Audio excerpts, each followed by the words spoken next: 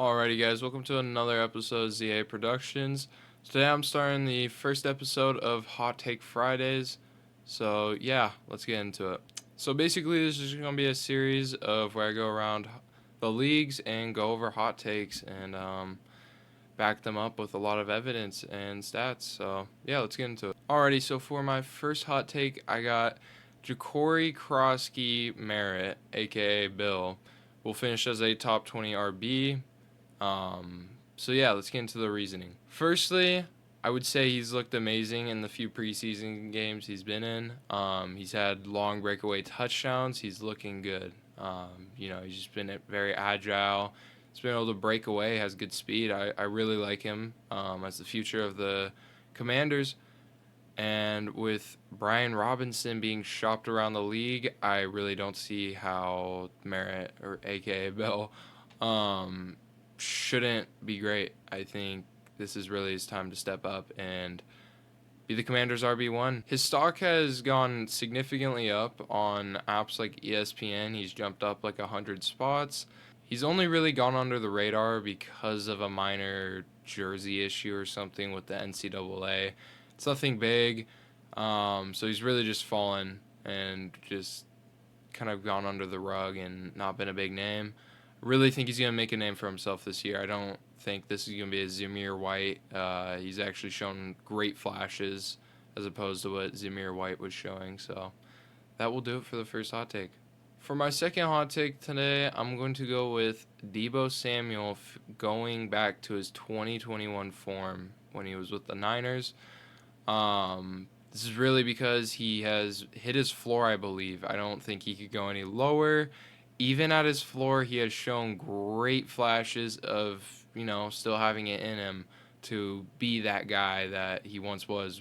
He was like an RB. He was a wide back. He was a yak monster. He was everything. So I think he's really going to go back to his form. He was showing a lot of great flashes against the Jets, Vikings, Seahawks, and the Dolphins last season. He was just going off.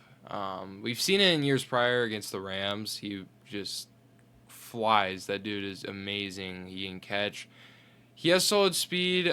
I believe his trainer is saying he has a BMI of 8%, even though he looks kind of bulky.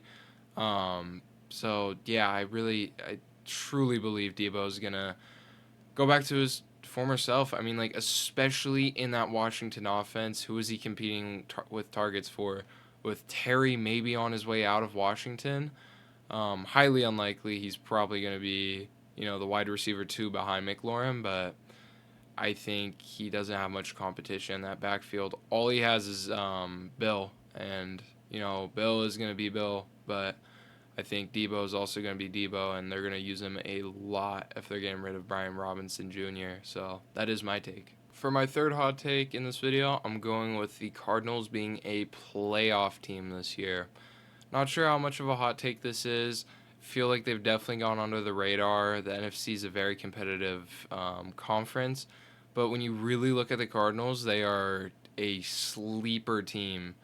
Really textbook definition of a sleeper team. Their offense is the main compelling reason that they are a sleeper team. I'm going to say it a million times. With McBride, Marvin Harrison Jr., Kyler Murray, solid O-line.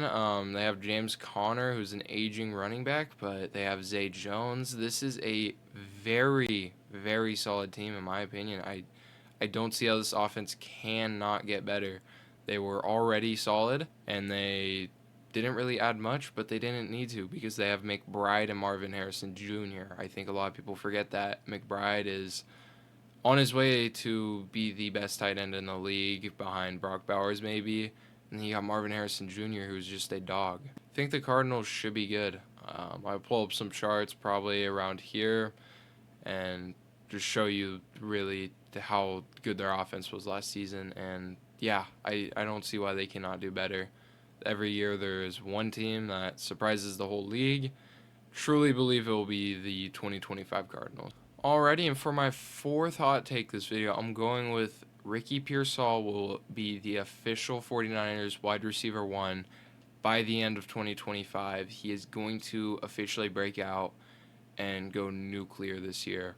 I really believe this because he's not going to have much competition throughout, Ayuk's recovery. Juwan Jennings has a calf injury. And with Demarcus Robinson getting suspended for the first 3 games, they just brought in Sky Moore, but Sky Moore is Sky Moore.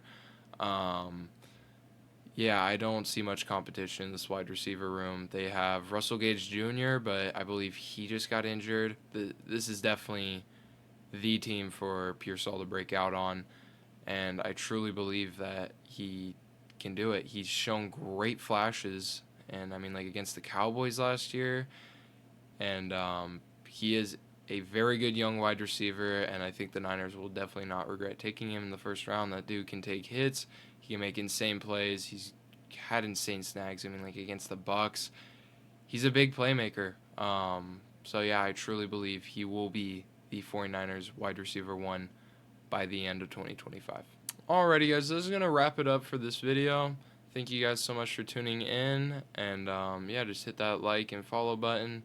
Helps out a lot, and just follow our socials on TikTok and Instagram, and I will see you guys in the next one. Peace out.